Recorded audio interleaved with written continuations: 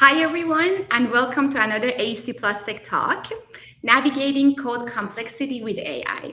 I'm Niknaz, and I'm very excited to host this conversation because code compliance is one of those areas in architecture that everyone is dealing with, and it's still incredibly manual and time-consuming and often fragmented across tools and teams. So we are joined by two wonderful speakers who bring together two perspectives from industry and practice and from technology side. Chinmayi Suri, an architectural designer at DGA, who will share insights from integrating AI in practice and how these challenges show up in everyday workflow. And Brandon Levy, founder and CEO of Ichi, who is building tools in this space. Chinmayi and Brandon, welcome and thank you so much for joining. Yeah, thank you. Good to be here. Yes, super excited to be here. Of course, thank you. So we will discuss how AI is starting to reshape architects' workflow, particularly when it comes to navigating building code, performing QAQC, and making better decisions earlier in the process. As always, it's going to be a practical conversation, so please feel free to ask your questions and drop them in the chat as we go. So we're going to get started, and Chinmayi, I'm going to start with you. So please tell us about yourself, your background, your company, the type of projects you're working on, and tell us how you became interested in using technology and AI in your workflow and how you are implementing it into your everyday workflow. Of course, thank you. First of all, thank you so much for having me here. This is a really important conversation we're having because we're all just figuring this out as we go, and so it's important to share insights. So I'm an architectural designer at DGA, where I focus on the technical design. So we focus on cGMP, pharmaceutical, and life science facilities.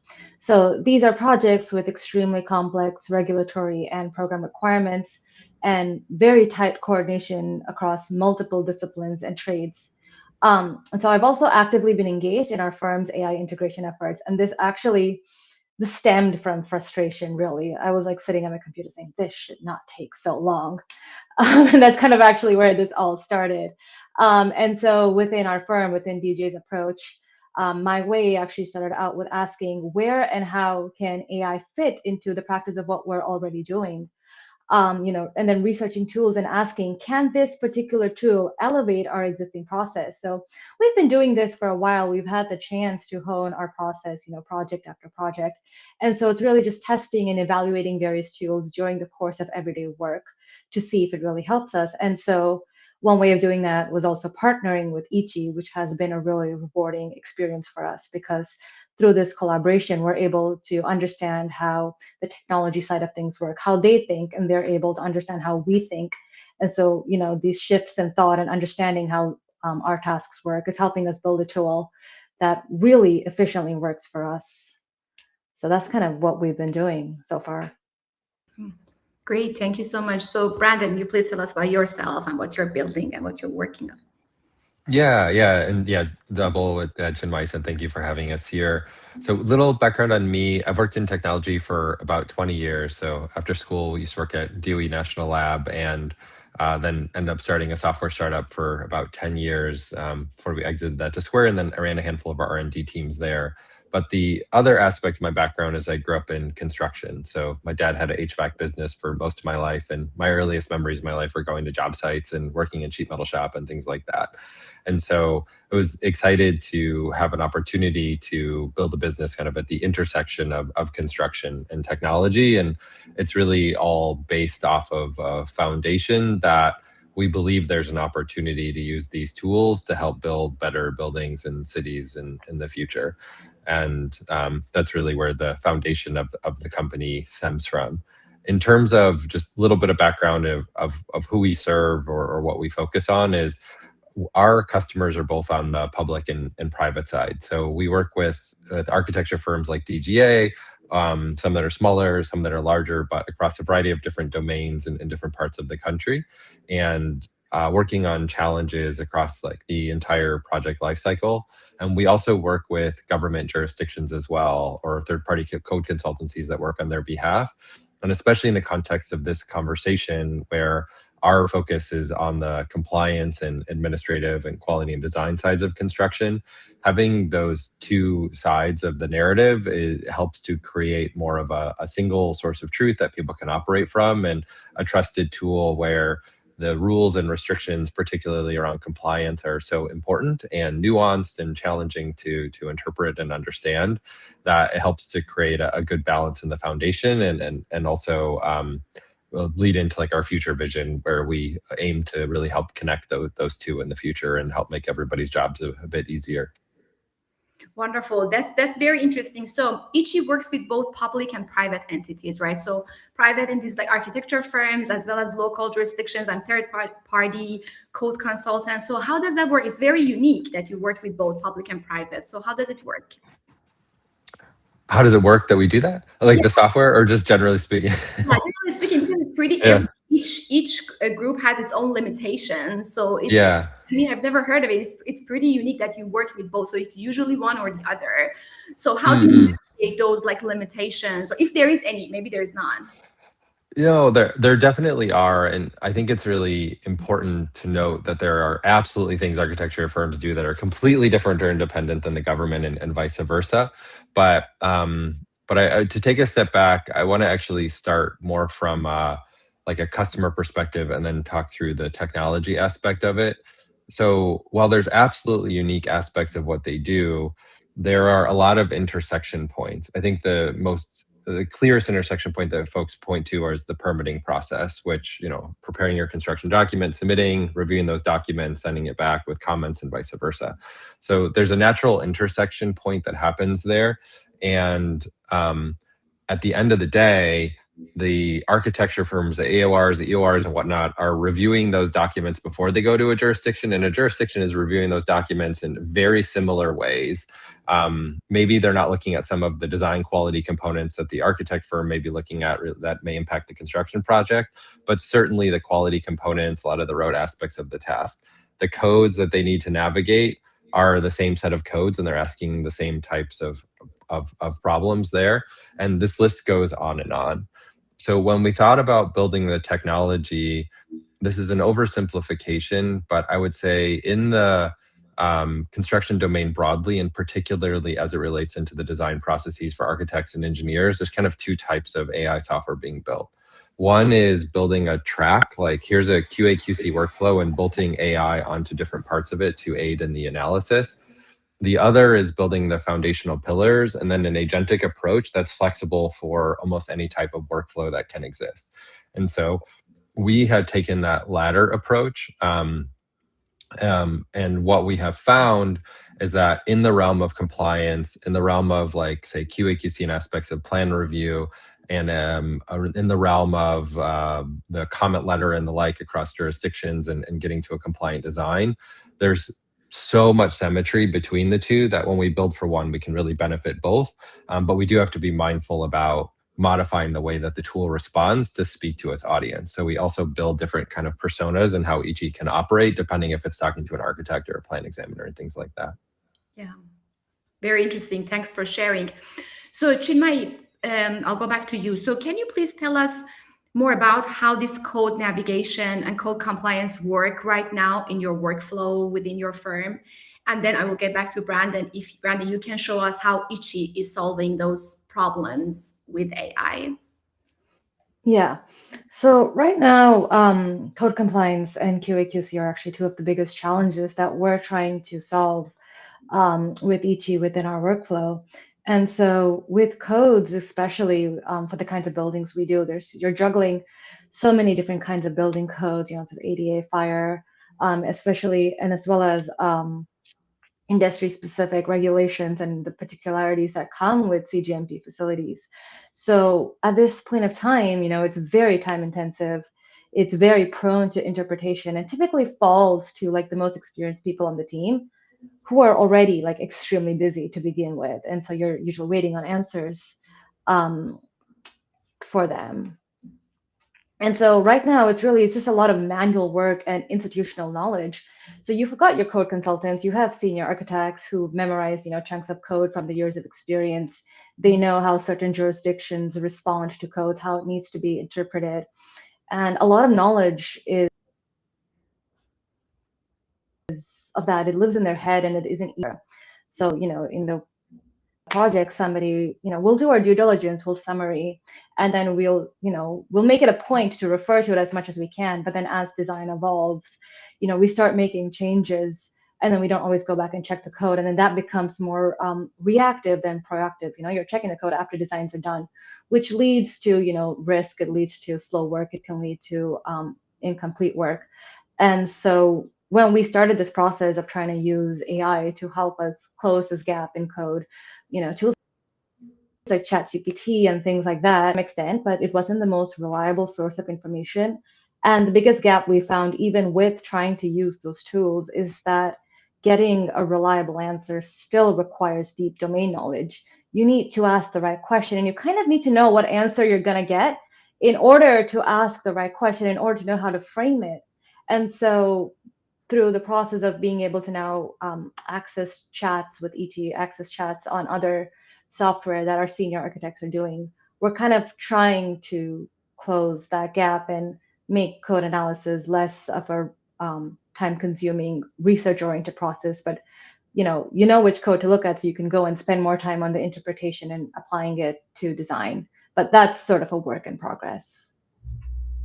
Very interesting. Thanks for sharing. So, Chinmayi, what types of projects do you work on, and what size? Are they like a smaller residential or more of like bigger public projects? Bigger public projects, upwards of 120,000 square feet projects, CGMP, pharmaceutical manufacturing, life science projects. The really big scientific public work projects is what we'll work on. Very good. Thank you so much. Sorry about that. This notification. And then can you tell us about the workflow? So how you were working now that you are introducing. Maybe we can go to Brandon. Brandon, you show us Ichi, and then I'll get back to Chinmayi, because I'm very curious to see how Ichi is fitting into the existing workflow that you had before introducing Ichi. Mm-hmm. Brandon, do you mind sharing your screen and show us how Ichi works? I'm very curious. Can't wait to see. Oh, yeah, no worries. Give me one moment here, and I'll share my screen. So typically for like demos that we would do with customers and whatnot, we will, or here, let me share my screen. I do two things at the same time. We'll spend in like 30 to 40 minutes in the product. So I'm just going to give like a kind of a summarized view of what Ichi is or how it works. So Ichi works in the context of projects, and they can be collaborative. So whether it's projects I create or ones that I'm going to work on with someone else. And so I'll go into this demo project here to help illustrate it. Starting with more of just like general Q&A. So this is more of like, call it like the simplest way of working with Ichi would be more for code analysis or research as part of a project. So I want to show you a couple of examples of what that will look like. First, just to help make it more efficient in this demo, I just asked this question here around building height. And Ichi will supply the answer in terms of factual answers to the question. So in this case, 40 feet and 2 stories. But there's a few important aspects that really help people get their job done that I want to highlight. So one is that all references to the codes are cited directly in the application itself. This is really valuable in that, like, we have a broad-based licensing agreement with the ICC. We're working on them with a number of code publishers.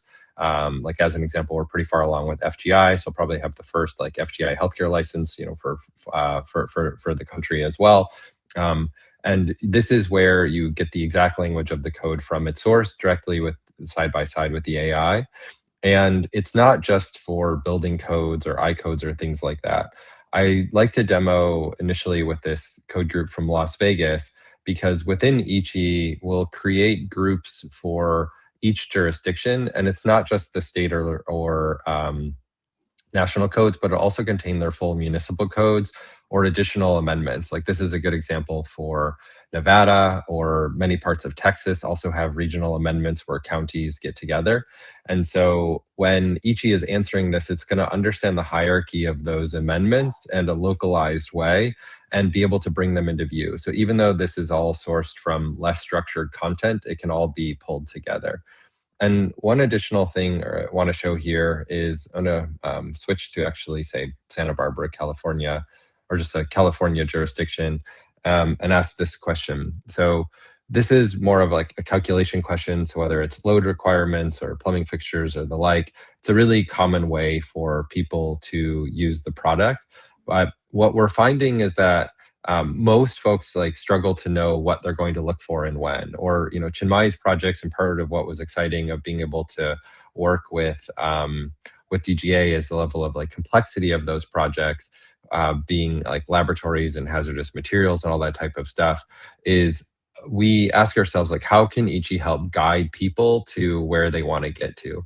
So that's why I want to ask a question here in California related to an auditorium. Ichi is aware that there's additional information that would be required to help figure out what would be an accurate response here. So that's why I've said going to say it's a fixed seating occupancy, say there's 888 square feet. This is for an A1. And it's going to use that information to clarify its answer. The other component is Ichi operates on this agentic approach. So when I asked this question in Ichi, I didn't type it in. I can talk to Ichi or the like. I pulled it up from what we call like our prompt library, or more and more this is becoming like a skills builder. So whether it's a simple question like this or a much more robust like multi-phase flow that's going to go through a variety of parts of an analysis, Ichi can handle these and guide people on that journey. And because everything is collaborative, if say Chinmayi wanted to create one, she can share it with the rest of her team, and then everyone else is able to take advantage of that. And then coming back here to this answer, Ichi will always like walk you through its work that it's completing and going through the like California as an example for using table 4-1. It has this additional load consideration around 50% of the fixed seating value, and it understands how to go through each of those steps. Finally, and this was something that we actually collaborated on with DGA, and we do this with other customers as well to rapidly iterate on the software, is when Ichi's responding, it's not just about the codes. It's also related to the construction documents and then what we call memory. Memory can be organizational information. It can be client specs and preferences. Like in this case, we have a situation where a client gave us a set of requirements docs, and Ichi understands how to bring all of that into context together. So the practical example here is our customers will, if they're good at documenting things, will end up having a lot of notes from a project that they did in their OneDrive, but they don't know where to go to access it or when. And often you may want to take information you learned from a past project and bring it to a new project to help inform that. And so what this allows you to do is just like as simple as turning on or turning off this memory. It's going to take all the documents, notes, and whatnot from these past projects and imbue them in Ichi automatically on what's next. And then last thing I want to show, just so you can get a sense of like where Ichi is going as well, is this is all like more direct Q&A. What about more like robust or advanced skills? So Ichi is, let me just trigger this off here. So start zoning analysis. Ichi is a very flexible platform, and underneath the hood, it understands how to do a lot of additional or more robust things. So a zoning and feasibility study is a great example of this, where based on project parameters from a client, which are captured in we have in our folder here, there's a client document with a number of parameters that our client gave us around the density that they're looking for, or parking considerations and the like. Ichi is able to then guide the user through a flow to help answer these questions and also prepare an output artifact that they're able to use in their client record. And these guided flows, whether they're automated and can just do all the steps at once, or whether it's taking one phase at a time, can be really powerful, because this takes what would be like for some of our clients 2 to 4 hours worth of work and turn this into 20 minutes worth of work, where Ichi is guiding through each of these steps. And because these can be customized for each of our customers, if one architecture firm has an additional set of considerations because they typically say work on a healthcare project versus a different one that's going to be working on mixed use or laboratory or the like, they can change or modify these, and Ichi will guide that process. And so the value that this brings is not just the consistency and speed improvement, but it also touches on what Chinmayi was bringing up before, where it will enable more people in the firm to access this information and go through these flows together. So you're not blocked by a small set of people that may be experts in these areas. And give you a little sense of just one that we had like partially run earlier in the day of what this will look like,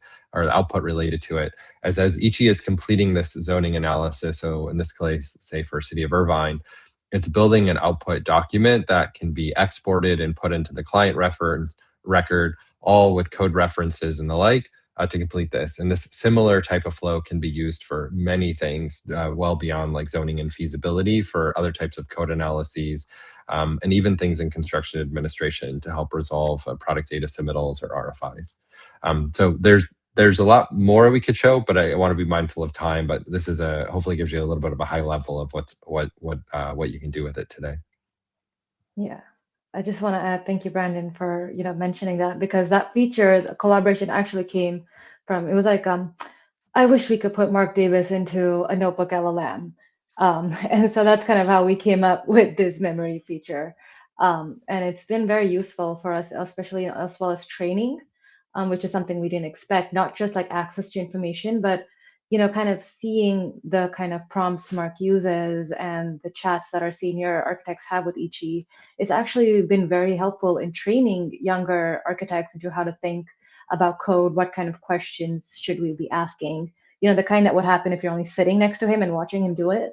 It's sort of now built into the workflow, this training process, which is a very happy byproduct of this workflow. Yeah, and I appreciate you saying that. And I think something to add too, and where it's been great to work with DGA, is they work on large, complex projects. And I think it's one thing to have AI tools that can take in like an ADU or a solar plan or whatnot.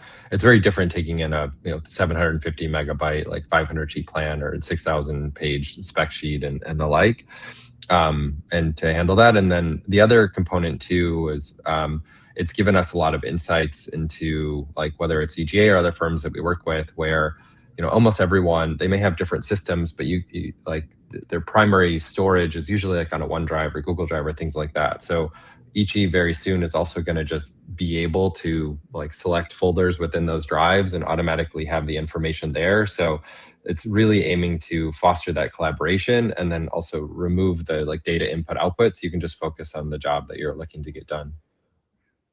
That's amazing. Very powerful. Thank you for sharing and showing us how Ichi works. So Chinmayi, when you started using Ichi, so was there any hiccup? Was there any challenge introducing it into your existing workflow? Because that's a question that everybody asks once they want to adopt a new technology or test it or pilot it. So how is it gonna work with everything else that we are working with? Because you're not gonna, update your whole stack overnight. It has to be like incremental. So how was your experience with Ichi? How did it fit? Absolutely. I think, the point to be made is that we're not going to overhaul our process, and we need to find gaps in the process or opportunities in our existing process to use AI or Ichi as a tool to elevate what we do. So talking about Ichi in particular, first off, the collaboration helped a lot. So we started by piloting Ichi. We had our senior code consultants asking their questions to Ichi, parallelly with what they're already doing, which is going and checking up codes and checking the code books. And then, we would compare the answers and then evaluate, is it faster? Is Ichi faster? Is it catching things we missed? And sometimes, as in the beginnings of any platform, we provided feedback saying, hey, you said this, but actually it's kind of like this. And so having that, trying to, this black box is now turning a little more into a gray box, becoming white box process, helped us build trust in the platform, because we knew that Brandon and team were taking our feedback and, they were training the models on our actual experience and not whatever is available on the internet. So that process first helped us build trust, and then through the process of testing, evaluating, giving back responses, not just with code, but with the other QAQC processes we're working on, helped us kind of figure out, okay, so it's going to take me this much time to do it using Ichi. So when I planned my day out, I was going to give myself 3 hours for code. Maybe I can get it done in an hour. And it's actually coming down to that level of thought now into how we're integrating it into our workflow. And this is kind of the process we're using for other processes as well, renderings and other things that we're using. It's just like, let's evaluate it day to day. Let's see if we can talk to the collaborators and make it more trustworthy, and then figure out how much time it takes and whether it's worth using it in our process. Very good. Yeah, that process is very important. Thank you for sharing that. So we have a question from Cheryl. I'm gonna post it here. So could you upload plan check comments to Ichi and have it generate a list of what needs to be updated on the plans? So Brandon, is this something you can do? Yeah, that. So short answer is yes. And actually, it's I'm quite interested that someone asked this because we've had 2 different customers recently have challenges related to this. So I just want to expand on it a bit more. Often what we'll see is folks will get comment letters from jurisdictions, and those can take, so many different formats.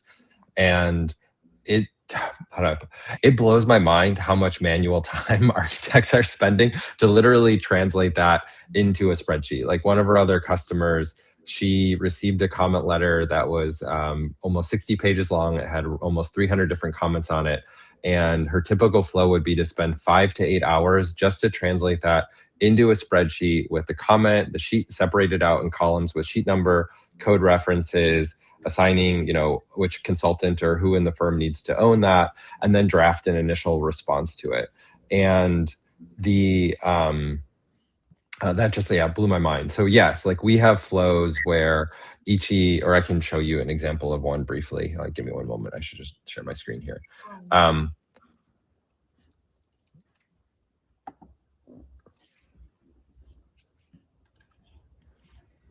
Yeah, so give me one sec.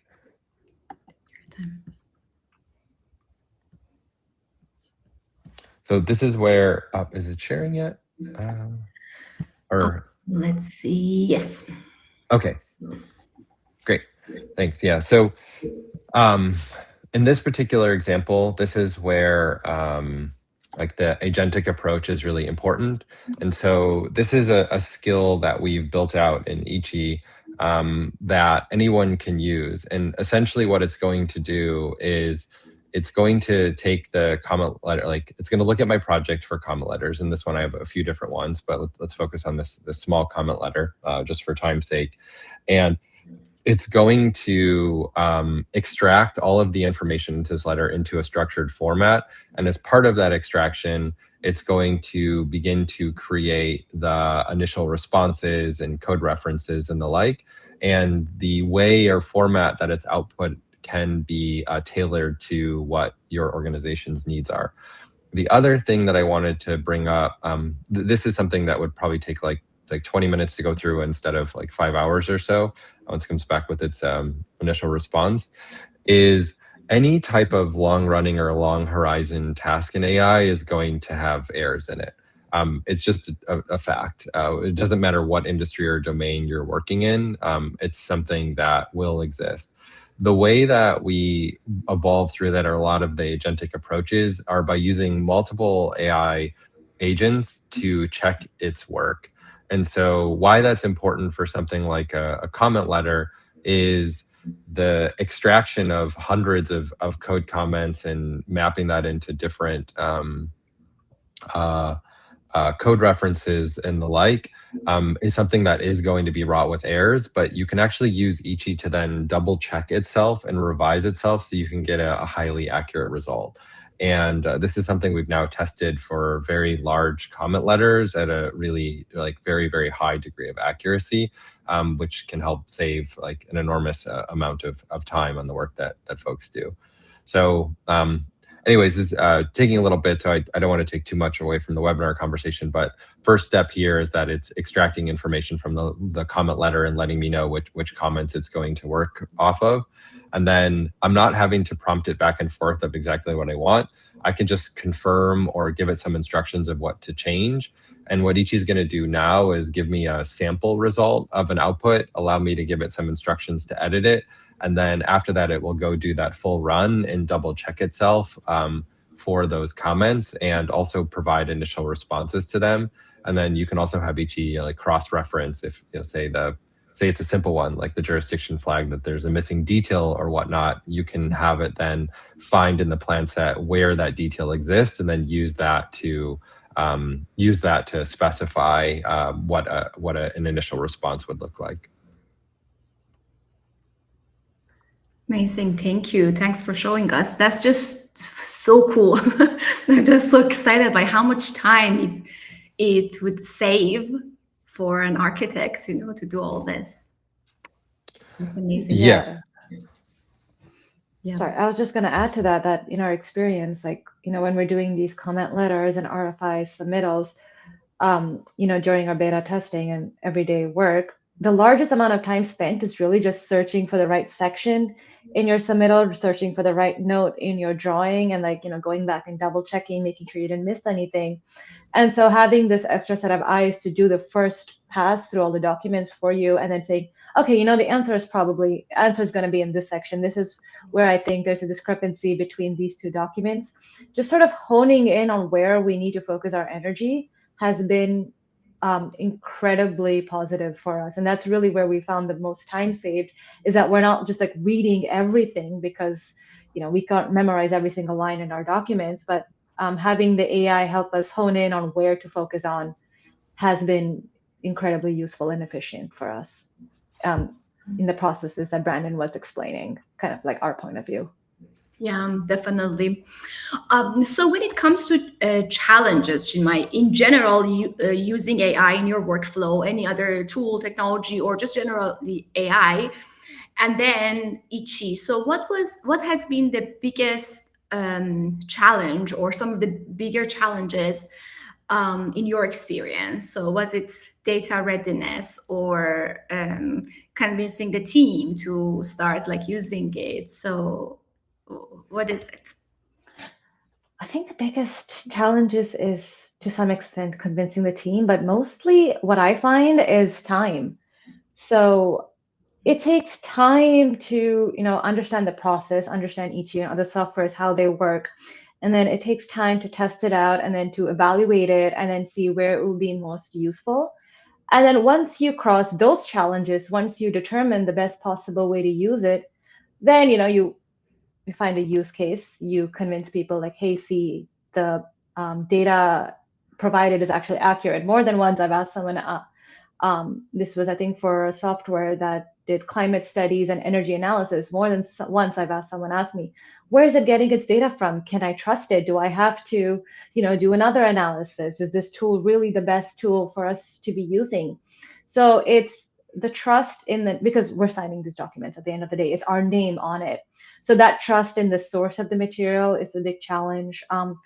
The time that it takes to evaluate and test and implement a new process is the biggest challenge. And of course, I'm putting all of this data on the website, on the internet. Is it safe? Is it secure? Just understanding that I think are the three biggest challenges, because people are actually coming around to it. They're very receptive. They're eager to make their lives easier. They're eager to make our work better, find processes that help us do our jobs better. So it's just a matter of making sure it's really worth it would be the biggest challenge. Definitely. Thank you. So Brandon, what do you think about these challenges? So DGA or all these other firms that you work with, so what are the big challenges that you see in the space when it comes to adopting AI and new technologies and solutions? Yeah, they tend to fall into a few different buckets. I think one is very aligned to what Chinmayi is bringing up, is everyone is really, I think, trying to figure out how to do it. And often what we'll see is firms, I think, we're very quick to adopt rendering or image generation aspects. And that's, I think, makes sense, especially as fast as the models have advanced. But what to do beyond that is hard. And so what we find in working with our customers is it's almost as much about like the technology as it is just like helping people understand how to use it, how to navigate it, how to think about it like a tool that or learning to use. It's not just this like magical thing that suddenly knows the answers. The next part is the like safety, security, accuracy, or I would lump under the trust bucket is huge. And I've yet to meet a firm, and rightly so, that doesn't have a lot of considerations and guardrails in place, in particular as they think about their client data. And so there are a variety of different AI tools in market. We're a tool that we do not train any models on the information that our customers will add into the system, whether text or documents or the like. But that's a big thing, excuse me, for people to be able to trust that, and then particularly in the compliance realm, come to a recognition that tools can get more and more accurate, but even if you have something that you believe to be highly accurate, you still need access to that source information wherever it comes from. And the juxtaposition of those things, like as Chinmayi said, like they're still owning the stamp on the documents and the drawings, and that's where that accountability, even just like legislatively, where it seems things are going, like that's going to stay, and I think get firmer. And so that ability to then trust the information is absolutely critical. Yeah, for sure. And then comparing, you already showed it to us, Ichi, and how it's standing out compared to generic like AI tools like ChatGPT or Claude or all these other ones. So if you want to tell us in like bullet points, so why should people use specific AI tools like Ichi when it comes to like adopting AI compared to like more generic tools? Maybe data privacy, if you can, yeah. Yeah. And don't get me wrong, like I used some of the general tools all the time. There's like absolutely a place for it. So, but what I think, is different in this domain. One is the accuracy, particularly around like the codes and compliance. So knowing that you're operating off the right information is key. To the document types that exist in construction, particularly around plan sets and a variety of other calculations and the like, they are unique to that domain. The general tools either aren't going to do as good a job of handling that type of information, or not, or the volume of the information won't be as available or readily accessible. And then three is there is like an organizational component too, where it's not just about like people have had access to ChatGPT now for like a couple of years and it keeps getting better. So it's very easy to get into, but it's not necessarily from an organizational or like business perspective, what is going to be aligned to the direction that the firm is going, or come with additional like help or training or feedback or the like to help make it better. So I also think like as it relates to that, it's part of it, big parts of it are absolutely the technology and the product differences that exist. But I also think the collaboration and opportunity to work like software team with architectural team and the like is also very, very important. Yep, absolutely. So Chinmayi, when it comes to success, ROI, how do you think firms should measure that, and how do you measure it? So is it about saving time, saving money, less errors, less risk, better coordination, all of them? So what is the main like element that you think about? I think it's all of those. A lot of people, we tend to try and measure success with numbers quantitatively. How much time have I saved? How much money have I saved? But I think given where we are now in time with these emerging technologies and the nature of the industry, I think it depends on where your pain points are. Our people and our skills are still very much still our primary resource. And that sort of varies from firm to firm. So for some firms, it's that they're spending too many hours on tasks that could be automated. And then, our senior staff rather is spending time reviewing 300-page documents where, their talents could be used elsewhere. And so for that firm, the most success would be if they had a tool that would automate those tasks. Or for some others, maybe there's a risk and, missing something in a code review that shows up later. And so for them, a success there would be to have a tool that helps them do their code review earlier. I think it's a little more nuanced because it's definitely all of those things help measure our success. So kind of the way I'd frame that question, and I would send this back out to the audience, is, what's costing you the most right now? And is there a tool that can help you move that needle? So some personal examples in ways that we've kind of tried to answer this question is that now we're using Ichi to work on our code analysis and help train younger architects. So we're, working on a QAQC process because, like Brandon mentioned, we have 700 plus page documents with so many little minor things that need to be checked, sheet indexes, details, things like that. And so, automating that has been saving us a lot of time. Our design team, our interior design team in particular, has had a lot of success with rendering, but not like the way you would see it on Instagram, where you have a clay model and then you have a Pinterest image and you say put this on that. They still very much work with our clients to determine exactly what materials we're using, what finishes we're using, but then we use AI tools like Gemini to create the texture. So, if our texture map is only 1 foot by 1 foot, but we need it on a huge space, they'll use Gemini to create a larger texture. They'll use AI to create murals and artwork that need to go on the walls that satisfy our client requirements, and then that makes it much faster for them. We're able to give better renders out to our clients in a shorter period of time. On a certain project for a large corporate laboratory client, sorry, I'm speaking too fast. We had a significant line item in our budget, and it was over to the tune of $250,000. And so then we went to Ichi and we kind of asked them, do we really need these fire dampers? And the pain point for us there was really finding an answer that would convince the client that, we don't need it, it's fine. And, we were able to do that quickly, and we saved us $250,000, which, otherwise would have gone into finishes and things like that, which would have been very sad for us. And so really, it's everything you mentioned. It's like finding the right pain point and using it to make our work better. So I count all of these as successes. Yeah. And keeping your client happy, that could be also one. So have you had clients that ask you specifically to use AI, or have you seen their reaction that they get so excited, like seeing this rendering or seeing like how you're saving, your workflow is more efficient? Absolutely, 100%. Even when we go out to get projects in our interviews, that's become a question now, is that, are you using AI? And so they love to hear that sort of we've kept our finger on the pulse and we're incorporating this into our workflow, and it's been helping us get projects, it's helping us get better, and they're quite happy. I mean, they will ask, and I'm sure almost every architect I've spoken to has been asked this question: if you're using AI, are you gonna spend less time and make your fees less?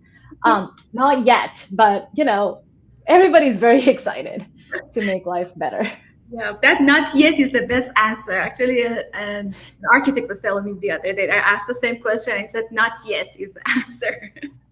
We'll try, but design takes time. Researching these new tools take time. Yes, definitely. Yeah, and that time is supposed to be spent on, improving the design, improving all the other aspects of a project, sustainability, or all these other things. So they're gonna have a better project, with absolutely that time. Perfect. Thank you. So, Brandon, what is your opinion about measuring ROI and then success when it comes to using AI, using technology, using Ichi in the workflow? So how are people supposed to measure that? So I think there's a qualitative and quantitative component, and yeah, on the profitability front, or can fees or whatnot change. I think that's agreed. It's also a future thing, but I'd also say that the most important things we see, in particular in this industry, really do fall around time. I think people are very willing to pay to have things be expedited at a faster rate, or to have a higher confidence that the quality is going to be higher. So we have really struggled to come up with quantitative metrics in a number of areas. Certainly things where it's very apples to apples comparison, like how long does it take you to bring in a comment letter? Great, 5 hours. How long does it take you to do it this time? 30 minutes. Okay, great. I think whenever those exist is to look at that. But the other is the qualitative components. And so one, I do think it's just sentiment from the team is really important. There was a different webinar I was listening to with, I think, 4 DT leads of different firms, and were asked the same question. And they all noted that while great to have quantifiable metrics from an ROI perspective. If the sentiment from the team is that they're finding themselves be better, faster, or just even have like a bit more joy in their work because they're not having to do some of these tasks that that's not why they became an architect or a designer to begin with. That's actually a really important signal. The other thing I would say, and this is different than what I would have said 6 or 9 months ago, my personal opinion with where the technology is evolving is people have to be figuring out how to bring this into their day to day. And so I actually think just usage of tools is an important metric at this point. And because the tools are changing so quickly and what you can do with them is evolving just like in extraordinary ways, the way that you look at use today may be very different than 3 or 6 months from now. But just the fact of ensuring people are doing that. And why do I say that? I think you could say it's akin to moving from drafting things on paper to using CAD, or moving from CAD to Revit or the like. Until people do it, they're not going to build that skill set. And it's critical for teams to actually verify and have accountability that their teams are actually just using it and gaining those skills. Yeah, that's very important. That's definitely very important. That was actually my final question. So as my final question, I would love to ask both of you.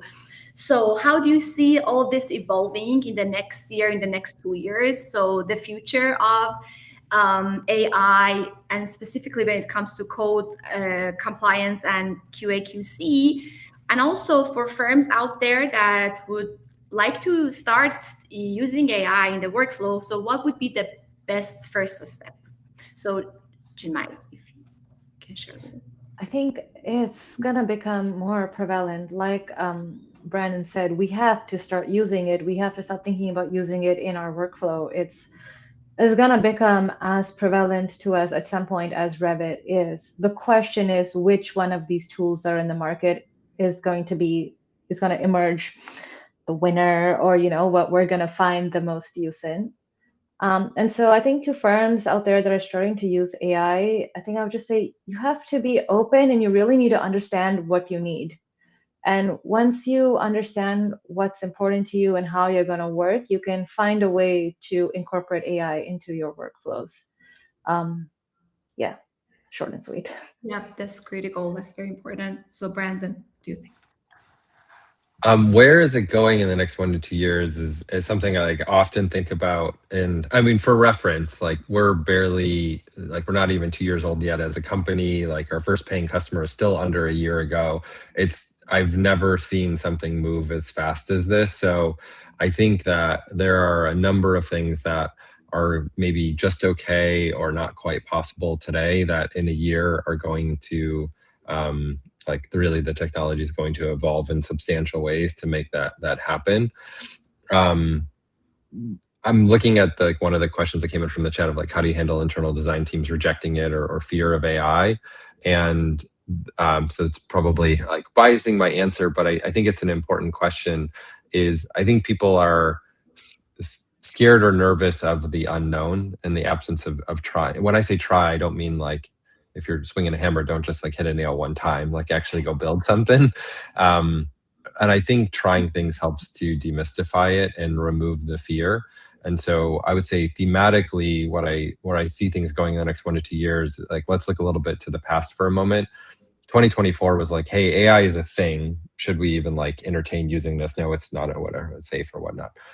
To a year ago was more of, okay, this is becoming like a real thing. We need to start looking at this seriously. To this year is, we have to actually implement AI. What does this look like? I think like a year from now, if you're not using it and you don't have a clear approach to it, it's actually going to start to become more of like a knock or negative. Like it's just like an expectation of how we work.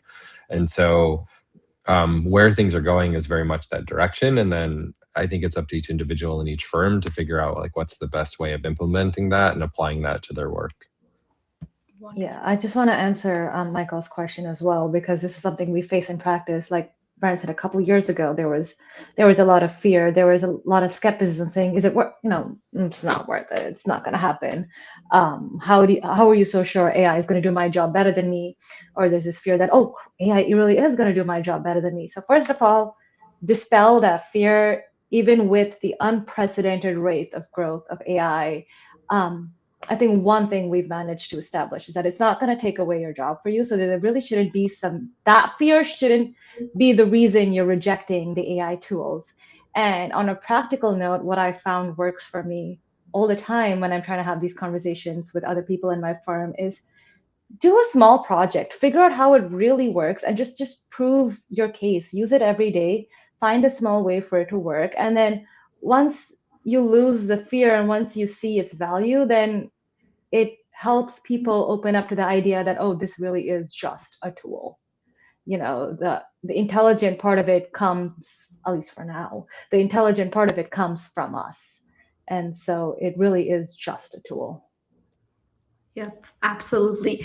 Thank you so much. So we went over time a little bit. Thank you for staying with us. Chinmayi, Brandon, this was a very insightful, very informative conversation. I personally truly enjoyed it. Thanks to our audience for being with us today. So this will be saved on our YouTube channel, so you can watch it later. And please feel free for our audience to reach out to Brandon and Chinmayi with more if you have more questions. And thank you all again. So hope to see you all again soon. Have a great Thank you so much. Yeah, thank you so much. Thanks. Have a wonderful day. Bye-bye.